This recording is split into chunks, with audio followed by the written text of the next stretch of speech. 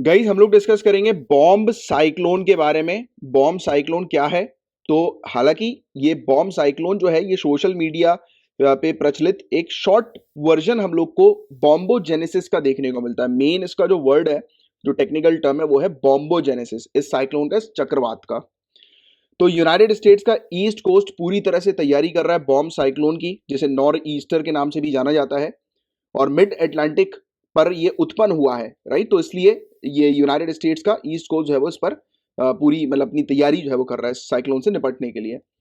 तो ये क्या है गाइज, आप ये ध्यान में रखना फैक्ट कि ये एक मिड लैटिट्यूड साइक्लोन हम लोग को देखने को मिलता है। मध्य अक्षांशीय चक्रवात है ये, मिड लैटिट्यूड का साइक्लोन है, ये याद रखना आप।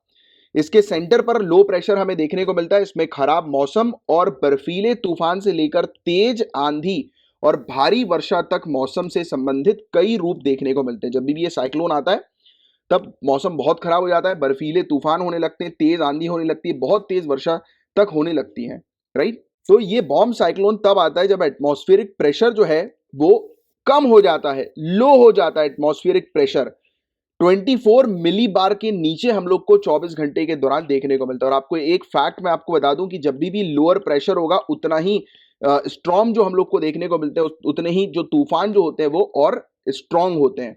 तो लो प्रेशर पर तूफान जो है वो स्ट्रॉन्ग होते हैं। तो ये कब बनता है? जब एटमॉस्फेरिक प्रेशर जो होता है वो लो होता है, कम होता है काफी तेजी से, उस दौरान ये बॉम्ब साइक्लोन बनता है।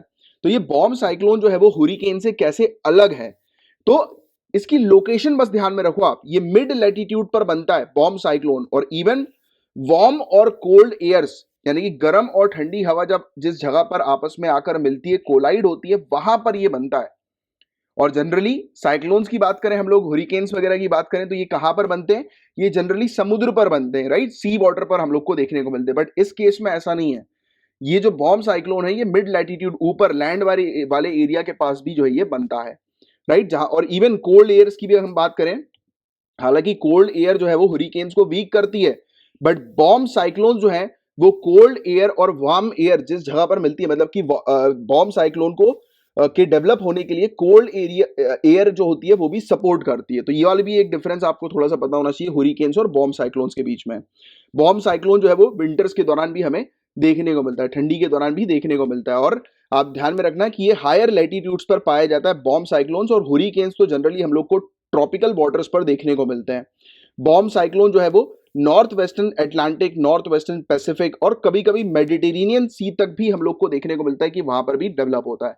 तो कुल मिलाकर मैं अगर इसको एंड करूं, इस पर्टिकुलर टॉपिक को बॉम्ब साइक्लोन के, तो आपको बस ध्यान में रखना है कि एक प्रकार का चक्रवात ही है, और जो कि मिड लैटिट्यूड के क्षेत्र पर बनता है, उत्पन्न होता है, ठीक है। तो ये पॉइंट बस आपको थोड़ा सा ध्यान में रखना है बॉम्ब साइक्लोन से रिलेटेड।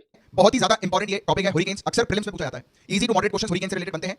देखिए हुरिकेन्स जो होते हैं वो काफी विशाल होते हैं, काफी लार्ज होते हैं, और ये घूमते हैं, राइट। इसकी रफ्तार भी काफी तेज होती है, 119 किलोमीटर प्रति घंटे की रफ्तार से ये चलते हैं। यानी कि इसकी विंड की जो स्पीड जो ये प्रोड्यूस करते हैं, यानी हवा जो इसमें हम लोग को देखने को मिलती है हुरिकेन्स के दौरान, 119 किलोमीटर प्रति घंटे की। आप सोच सकते हैं कितनी तेज रफ्तार होगी विंड की, और इसी रफ्तार के कारण ये डिस्ट्रक्शन बहुत पहुंचाते हैं। जहां पर भी हुरिकेन हिट करता है वहां पर डिस्ट्रक्शन बहुत हम लोग को देखने को मिलता है। जो समुद्र का गर्म पानी जो होता है ना, वार्म वाटर, तो वहां पर ये इनका फॉर्मेशन होता है हुरिकेन्स का, राइट। अब देखिए कुछ चीजें ऐसी भी पूछ ली जा सकती हैं इसके स्ट्रक्चर से रिलेटेड कि सेंटर में जो है वो हुरिकेन्स के क्या होता है। तो याद रखिएगा आई, इसके सबसे सेंटर में जो चीज होती है, जो आपको सर्कल जो गोला दिखाई दे रहा है ना, गोला होल जो आपको दिखाई दे रहा है, दिस इज कॉल्ड आई, इसको आई कहते हैं। कभी कभी ऐसे क्वेश्चन डायरेक्ट आ जाते हैं कि आई क्या है, तो आई वो सेंटर में होल जो हम लोग को इस तूफान के देखने को मिलता है। यहाँ पर विंड जो होती है, हवा जो होती है वो काफ़ी कम होती है। हवा कम क्यों होगी? क्योंकि ऑब्वियस ही बात है यहाँ पर मोड नहीं देखने को मिल रहा है हवा का। अब यहाँ पर इस तरफ आप देखिए तो इस तरफ कंटिन्यूसली हवा आपको दिखाई दे रही है ना, तो इस तरफ तो हवा ज़्यादा होगी, बीच में हवा नहीं होगी क्योंकि होल है ना, एक वैक्यूम टाइप का हम लोग को देखने को मिल रहा है। यहाँ पर हल्के फुल्के क्लाउड्स वगैरह होते हैं, कभी कभी थंडर स्टॉर्म यानी कि बिजली वगैरह भी चमक जाती है यहाँ पर। और ज़्यादातर हम लोग को देखने को मिलता है कि यहाँ पर स्काई जो होता है वो हल्का फुल्का क्लाउडी होता है या फिर क्लियर ही होता है, क्योंकि हॉलो है ना पूरा, यानी कि आप देख सकते हैं ऊपर इसके, यानी कि एक मतलब वैक्यूम टाइप का रहता है ये, ठीक है। यानी कि वहाँ पर कुछ नहीं होता ज़्यादा वैक्यूम, एग्जैक्टली वैक्यूम नहीं बोलेंगे, एकदम वैक्यूम नहीं है, वैक्यूम अलग चीज़ होती है जहाँ पर एयर वगैरह बिल्कुल भी नहीं होती। बट आपको समझाने के लिए कि एज कंपेरेटिवली यहाँ पर जो परिस्थिति होती है उसके अकॉर्डिंग यहाँ पर कुछ भी नहीं होता, ना के बराबर। यानी कि यहाँ पर अगर 5% है तो यहाँ पर 100% है, इस प्रकार से, समझ रहे हो। तो ये चीज़ यहाँ पर देखने को मिलती है। आई वॉल किसको कहते हैं, तो ये वाला जो लेयर होता है ना आई की, इसको आई वॉल कहते हैं, इसको आई वॉल कहा जाता है। इसको रिंग ऑफ थंडर स्टॉर्म्स भी कहा जाता है, क्योंकि यहाँ पर काफ़ी ज़्यादा बिजली वगैरह जो है वो कड़कती है, हम लोग को देखने को मिलती है।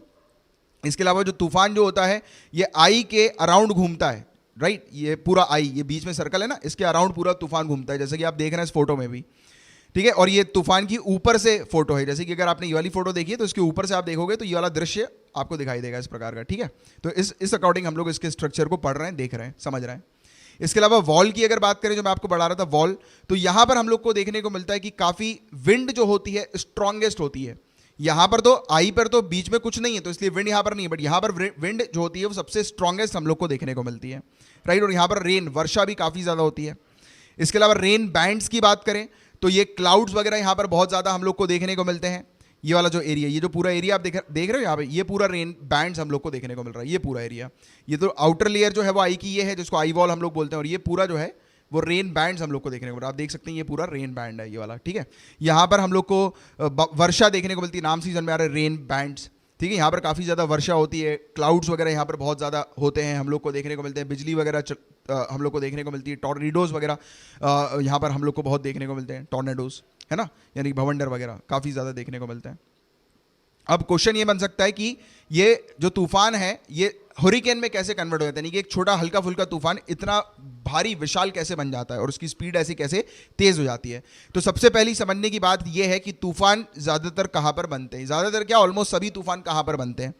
तो क्वेश्चन आ जाता है कि तूफान कहाँ पर बनते हैं, स्टॉर्म कहाँ पर फॉर्म होते हैं। तो आपका आंसर सिर्फ ये होना चाहिए, ट्रॉपिक ऑफ कैंसर से लेकर ट्रॉपिक ऑफ कैप्रिकॉर्न के बीच में, क्योंकि ये जो एरिया है इसको हम लोग ट्रॉपिकल जोन कहते हैं और यहीं पर ही तूफान बनते हैं। इसके पीछे का लॉजिक क्या है, सिंपल सा लॉजिक है, आपने एनसीईआरटी में पढ़ा होगा कि आपने वो पढ़ा ना एनसीईआरटी में कि जो सन जो होता है वो ट्रॉपिक ऑफ कैंसर और ट्रॉपिक ऑफ कैप्रिकॉर्न के बीच में ही ओवरहेड होता है। आपने वो समर सॉलिस्टिस, विंटर सॉलिस्टिस पढ़ा होगा कि जिस समय सन जो है वो इस एरिया से रिटर्न करता है। एक्चुअली में सन रिटर्न नहीं करता, क्योंकि हमारी धरती जो है वो सन के क्योंकि सन तो घूमेगा नहीं, सन एक ही जगह पर है, बट हमारी धरती जो है वो एक्सिस पर घूमती है अपने, राइट्स, यानी कि सन जो है, सूर्य जो है वो उसके चक्कर लगाती है इस प्रकार से। तो एक्सिस कुछ इस प्रकार की कि ये ऊपर नीचे जाती है, यानी कि ऊपर नीचे हमारे ये एक्सिस देखने को मिलता है। तो इसमें ऐसा लगता है कि सन जो है वो ऊपर नीचे हो रहा है, क्योंकि सन ईस्ट से निकलता है, वेस्ट पे जाके ढल जाता है, राइट। तो बट एग्जैक्टली सन तो जा नहीं रहा है, धरती घूम रही है, तो ये कंसेप्ट वैसा ही है। तो इसमें आप वो तो हालांकि बेसिक आपको पता होगा, बट फिर भी एक बेसिक अंडरस्टैंडिंग भी आप लोग को पता होनी चाहिए, उसके लिए मैंने रिवाइज करा दिया, ठीक है। तो ये समर सॉलिस्टिस, विंटर सॉलिस्टिस का आपको पता है कि पूरा कि यहीं पर ही, इस एरिया पर ही हम लोग को सन ओवरहेड देखने को मिलता है। अब जब यहाँ पर सन है तो सन क्या करेगा, पानी को गर्म करेगा, पानी को गर्म करेगा तो क्या होगा, इवेपोरेशन की प्रोसेस, और आपको पता है कि वहाँ पर बनते हैं क्लाउड्स। और उससे पहले जब ये इवेपोरेशन हो रहा है तो क्या हो रहा है, हवा जो है वो ऊपर की तरफ जा रही है। हम लोग बोलते हैं ना कि वार्म एयर जो होती है, गर्म हवा जो होती है ऊपर चली जाती है, ठंडी हवा नीचे जाती है, गर्म हवा लाइट होती है इसलिए ऊपर जाती है। तो जब ये गर्म हवा ऊपर जाती है तो हवा क्या हो रही है, विंड का मूवमेंट हो रहा है, और धीरे धीरे करके विंड के मूवमेंट के चलते यहाँ पर भवंडर बनते हैं, क्योंकि यहीं पर ही तो पूरी एक्टिविटी हो रही है ना, गर्माहट की, इवेपोरेशन की पूरी एक्टिविटी यहीं पर ही एक्सट्रीम पर हम लोग को देखने को मिल रही है। तो भवंडर कहाँ पर होंगे, स्टॉर्म्स कहाँ पर होंगे, इसी एरिया पर। तो हमेशा याद रखना कि ये जो भवंडर होते हैं ये सिर्फ इसी एरिया पर हम लोग को देखने को मिलते हैं, यहाँ वहाँ पर ऐसे वैसे जगह पर हम लोग को कुछ नहीं देखने को मिलते। समझ में आ रही है।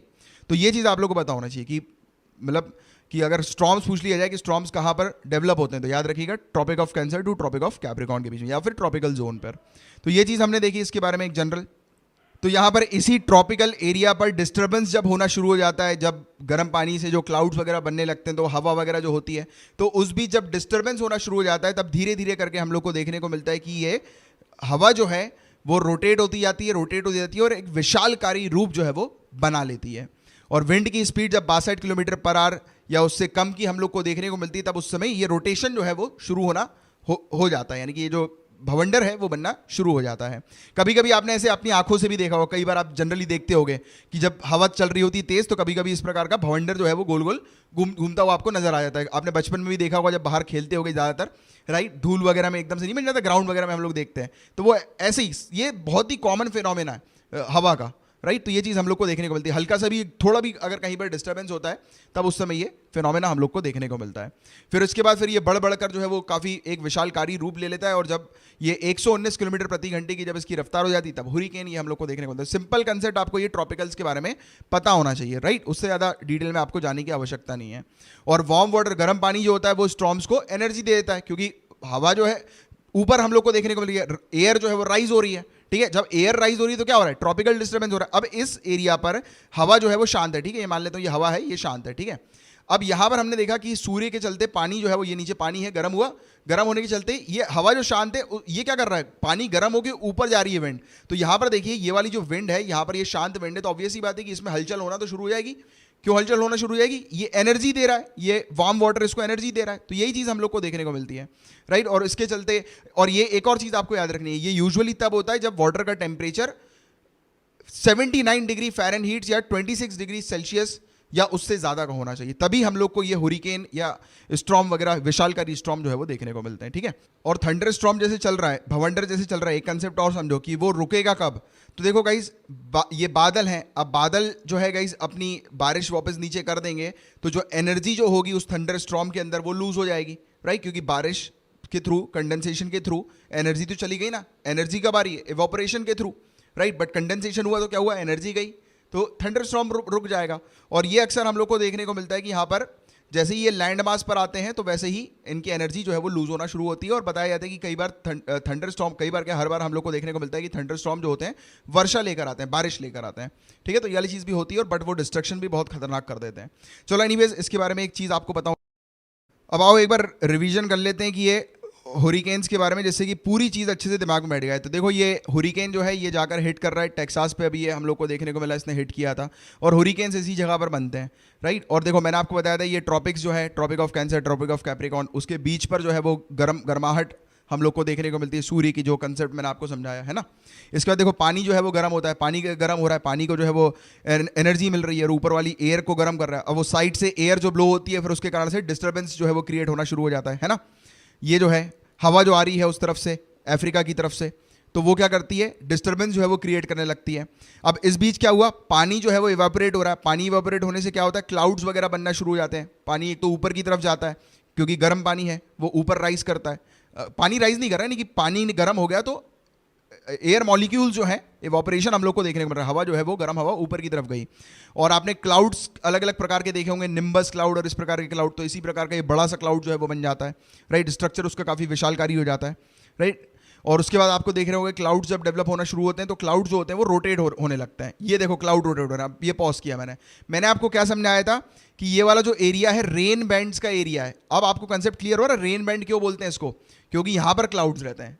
क्लियर है यहाँ तक बातें। अब आगे देखते हैं, अभी आपको आई भी दिखाई देगी, ये देखो ये आपको आई दिखाई दी बीच में, और ये होल जो आपको दिखाई दे रहा है वो आई है, उसके बगल वाला क्या है, आई वॉल है। और रेन बैंड्स आपने देखा मेरा, और स्ट्रक्चर से आपको क्लियर हो गया कि रेन बैंड्स जो होते हैं वो क्या करते हैं, हम लोग को देखने को मिलता है कि बारिश, वर्षा वहाँ पर काफ़ी ज़्यादा होती है, और इस प्रकार से जो है वो टॉर्नेडो डेवलप हो जाता है। और टॉर्नेडो देखो कितना विशालकारी होता है, 1000 माइल्स तक ब्रॉड हम लोग को देखने को मिलता है, और ऊंचाई में 10 माइल्स तक ये हम लोग को देखने को मिलता है। बहुत ही ज़्यादा विशालकारी होता है ये, और जाकर ये हिट कर देता है, और हिट करने के बाद बहुत बुरा डिस्ट्रक्शन वगैरह जो है वो क्रिएट कर देता है। हालत जो है वो खराब हो जाती है उस एरिया की, जिस एरिया पर ये हिट करता है, ठीक है। क्लियर है, बुरी बात है, कंसेप्ट क्लियर हो गया यहाँ तक।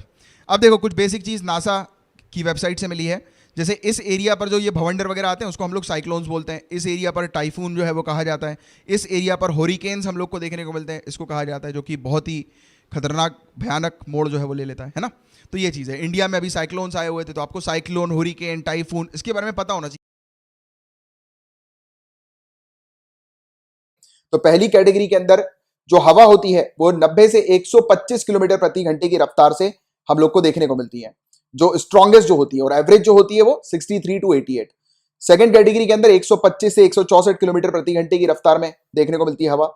तीसरी कैटेगरी के अंदर 165 से 225 24। चौथी कैटेगरी की बात करें तो 225 से 279, और पांचवी कैटेगरी 279 किलोमीटर प्रति घंटे की रफ्तार से ज्यादा तेज की जो हम लोग को देखने को मिलती है, और जो एवरेज जो होती है वो 200 किलोमीटर प्रति घंटे की रफ्तार से देखने को मिलती है। इसके अलावा गाइस एक और इंपॉर्टेंट कॉन्सेप्ट को समझते हैं, तो इसमें मैं चाहूंगा कि आप भी इन्वॉल्व हुए, और मैं जो क्वेश्चन अभी आपसे पूछूंगा इसका आंसर आप नीचे कमेंट बॉक्स पर लिख कर बताएं। तो देखिए गाइस, एक आप एक सिचुएशन इमेजिन करो कि ये एक एरिया है, लैंड मास का एरिया है, और ये समुद्र से साइक्लोन जो है वो होता हुआ आ रहा है। और समुद्र पे साइक्लोन क्यों आता है, मैंने आपको बताया हुआ है कि समुद्र का पानी जो है वो सूर्य गर्म करता है। आप ये अपने थोड़ी देर पहले बात करी थी कि ये ट्रॉपिकल एरिया हमें नजर आता है, इस एरिया को सूर्य जो है वो गर्म कर देता है, गर्म करता है, इवापोरेशन होता है, और इवापोरेशन के कारण हमें क्या देखने को मिलता है कि गर्म हवा ऊपर की तरफ जाती है और नीचे की जो एरिया जो होता है वो खाली एरिया, क्योंकि गर्म हवा ऊपर गई तो नीचे खाली बच जाएगा, तो उस एरिया को फिल कौन सी करती है, ठंडी हवा, राइट। तो हम क्या देखते हैं, हाई प्रेशर लो प्रेशर की तरफ आता है, क्योंकि गर्म हवा जब ऊपर जाती है तो लो प्रेशर वहां पर बन जाता है, तो हाई प्रेशर आता है, यानी कि हाई प्रेशर से हवा जो है वो लो प्रेशर की तरफ आती है, और जो हवा जो है वो ऊपर की तरफ चली जाती है, यानी कि जो एरिया खाली बच जाता है उस एरिया को वो हवा फिल कर देती है। तो यही पूरी प्रक्रिया होती है जिसके कारण पूरा साइक्लोन जो है वो डेवलप होता है, जनरेट होता है, राइट। तो एक सिचुएशन में आपको बता रहा हूं कि जैसे कि ये जमीनी एरिया है, यहां पर समुद्र में ये साइक्लोन बन रहा है और ये इस तरफ आकर हिट कर रहा है, ठीक है। अब हम देख रहे हैं कि एक साइक्लोन जो है वो ऐसे हिट कर रहा है, उसी के पीछे मतलब 1-2 दिन के बाद या फिर कुछ घंटों के बाद जो है वो दूसरा साइक्लोन भी आ रहा है। तो आप मुझे बताएंगे कि पहला वाला साइक्लोन जो जमीन को हिट करेगा वो ज्यादा खतरनाक होगा या दूसरा वाला? नीचे कमेंट बॉक्स पर इसका आंसर लिखकर बताइए। और मुझे पता है कि आप में से काफी सारे लोगों ने बिल्कुल सही जवाब दिया होगा कि पहला वाला काफी ज्यादा डेंजरस होगा एज कंपेयर टू दूसरा वाला। क्यों? क्योंकि पूरे कंसेप्ट को फिर से रिकॉल करो, याद करो कि मैंने आपको क्या बताया था कि साइक्लोन को एनर्जी कहां से मिलती है, जब सूर्य क्या करता है, इस एरिया को, ट्रॉपिकल एरिया को, यानी कि यहां पे समुद्र के पानी को गर्म करता है। पानी को गर्म करेगा, इवापोरेशन होगा, इवापोरेशन होगा, हवा ऊपर की तरफ आएगी, हाई प्रेशर से हवा जो है वो लो प्रेशर की तरफ आएगी। तो ये हवा का जो मूवमेंट हो रहा है इसके कारण क्या हो रहा है, पूरा जो साइक्लोन जो है वो जनरेट हो रहा है हवा के मूवमेंट के कारण। तो साइक्लोन ने क्या किया, पूरी गर्म हवा से एनर्जी ली, पूरी गर्म हवा को अपने अंदर समाया और फिर वो जनरेट करना उसने शुरू कर दिया। तो ये तो इसने क्या किया, पूरी वहां की उस क्षेत्र की एनर्जी जो है वो अपने पास रख ली इसने, राइट। तो ये किया इसने। दूसरी चीज, ये एक और चीज ये करता है, क्योंकि देखो साइक्लोन्स का यानी कि इस प्रकार के जो भवंडर होते हैं, तूफान होते हैं, उसका मूवमेंट आप जानते हो, गोल गोल ऐसे घूमते हैं। ये जब ये गोल गोल घूमते हैं तो ये क्या करते हैं, ये नीचे जो पानी जो होता है ना उसको भी शिफ्ट कर देते हैं, ठंडे पानी को शिफ्ट कर सॉरी गर्म पानी को शिफ्ट कर देते हैं, ठंडे पानी को गर्म पानी की जगह जो है वो ले आते हैं। कैसे ले आते हैं, जैसे कि आप बाल्टी में अपना पानी, हाथ जो है वो गोल गोल घुमाना, राइट। तो आप क्या देखोगे कि जब आप हाथ गोल गोल घुमाओगे तो ऊपर वाला जो पानी जो होगा वो धीरे से आप नोटिस करना कि वो उसका मूवमेंट होगा, राइट। जब आप हाथ गोल गोल घुमाओगे तो पानी क्या हो रहा है, मूव हो रहा है। तो ये क्या करता है, ये इस प्रकार से गोल गोल घुमाता है तो ये दो चीजें करता है, ये सी सरफेस का जो पानी होता है ना उसको शिफ्ट कर देता है। और मैंने आपको क्या बताया कि सी सरफेस का जो पानी होता है वो गर्म रहता है, सूर्य उसको गर्म करता है।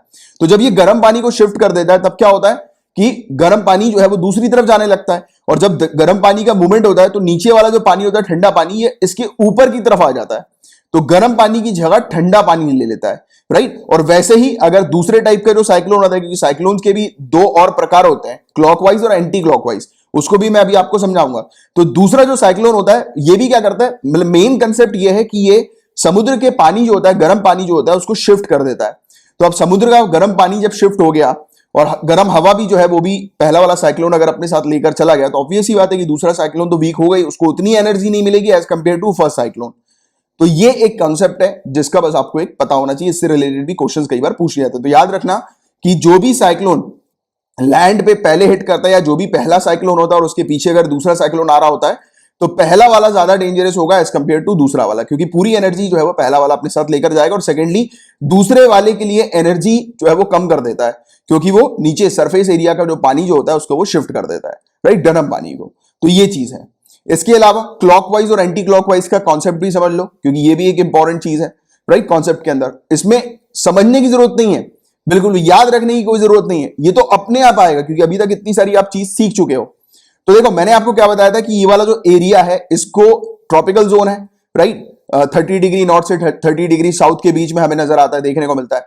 तो इस एरिया को जब सूर्य गर्म करता है, तो मैंने आपको क्या बताया था कि कोई भी एरिया जब गर्म होता है तब क्या होता है कि गर्म हवा ऊपर की तरफ जाती है, और नीचे जो एरिया जो बच जाता है, यानी कि जहां पर हवा की आवश्यकता होती है, तो उसको कौन फिल कर देता है, ठंडी हवा फिल कर देती। तो हाई प्रेशर से हवा लो प्रेशर की तरफ आती है, क्योंकि जब भी गर्मी यहां पर होगी और हवा जिस समय ऊपर उठेगी तो वो वाला जो एरिया होता है वो लो प्रेशर का एरिया होता है। तो ये जो क्षेत्र है, जैसे कि अगर हम लोग इक्वेटर से ऊपर वाले क्षेत्र की बात करें, तो इस क्षेत्र पर जो है वो जब भी इवापोरेशन होगा, जब भी लो प्रेशर क्रिएट होगा, तो ऊपर वाला 60 डिग्री नॉर्थ से लेकर 30 डिग्री नॉर्थ का जो एरिया है वहां की जो हवा है वो यहां पर आएगी। अब आप इमेजिन करो एक सिचुएशन को कि ये यहां की हवा यहां पे आ रही है और यहां पर हम क्या देख रहे हैं, यहां पर साइक्लोन एक्टिविटी जब डेवलप हो रही है तो ये क्या कर रहा है, ये पुश कर रहा है इस पूरी हवा को। तो अभी आप क्या देख रहे हो, मूवमेंट, ये वाला मूवमेंट देख रहे हो, राइट। ये वाला पूरा गोल घुमाओ, ऐसे हाथ को, उंगली को इस पे रखो, यहां पर उंगली रखो मेरे कर्सर की तरफ, उंगली को नीचे लेकर आओ और ऐसे करके ऊपर उठाओ उंगली को, राइट। ऐसे ये गोल घूम रहा है, क्योंकि ये, अब आप बोलोगे कि सर ये ऐसे ऊपर क्यों उठ रही है, मैंने आपको क्या बताया, हवा ऊपर की तरफ ही उठेगी। तो ये जब हवा यहां से हाई प्रेशर से लो प्रेशर की तरफ जब हिट कर रही है, और यहां पर भी तो गर्माहट हवा कंटिन्यूअसली हो ही रही है, हमें गर्म हवा देखने को मिल रही है, सूर्य यहां पर कंटिन्यूअसली गर्मी क्रिएट कर रहा है, तो इसी को ही फोर्स करते हुए ये ऊपर भी उठ जाती है, क्योंकि गर्म हवा फिर ये बनती है, फिर ये ऊपर उठती है। तो ये पूरी प्रोसेस कंटिन्यूअसली चलती है कि ठंडी हवा यहां पर आती है और गर्म हवा यहां पे ऊपर उठ रही है। तो ये पूरा क्या हो रहा है, एक पूरा सिस्टम एक ऐसा क्रिएट हो रहा है जो कि हम लोग को क्लॉकवाइज तरीके का देखने को मिलता है। घड़ी जो है वो बिल्कुल ऐसे चलती है ना, क्लॉकवाइज। तो वैसे आप क्या देख रहे हो, यहां पर ऊपर वाले एरिया पे, नॉर्थ साइड वाले एरिया पे हम लोग को देखने को मिलता है कि क्लॉकवाइज साइक्लोन जो है वो ज्यादा डेवलप होते हैं, जनरेट होते हैं, तो राइट। और वैसे ही अगर आप साउथ की तरफ जाओगे तो साउथ से हाई प्रेशर जो है वो लो प्रेशर की तरफ यहां पर आ रहा है, राइट। यहां पर जो है वो गर्माहट बन रही है, यहां पर साइक्लोन बन रहा है, तो यहां पर हाई प्रेशर लो प्रेशर की तरफ आ रहा है। तो आप क्या देख रहे हो, यहां पे हाई प्रेशर लो प्रेशर की तरफ आया और ऊपर वाला सेम कॉन्सेप्ट लगाओ कि फिर ये क्या होगा, ऐसे करके गोल घूम जाएगा, क्योंकि यहां पर भी हवा जो है वो गर्म हो रही होगी और ऊपर की तरफ जा रही होगी। तो हम क्या देख रहे हैं, ये उल्टी घड़ी चल रही है, तो उसको एंटी क्लॉकवाइज कहते हैं। तो सिंपल सा ये कंसेप्ट आप ध्यान में रखो, क्लॉकवाइज और एंटी क्लॉकवाइज में सिर्फ ये वाला फिगर बस थोड़ा सा ध्यान में रखना, ऑटोमेटिकली साइक्लोन्स के बारे में आपको पता लग जाएगा कि कौन सा क्लॉकवाइज है, कौन सा एंटी क्लॉकवाइज हमें नजर आता है, राइट। तो सिंपल सी चीज है जिसका बस आपको ये आइडिया होना चाहिए, जानकारी होनी चाहिए। और साइक्लोन से रिलेटेड जो चीज मैंने आपको पूरी पढ़ाई है, इन्हीं से रिलेटेड आपसे क्वेश्चंस पूछे जाएंगे, इनसे बाहर का और कुछ नहीं आएगा।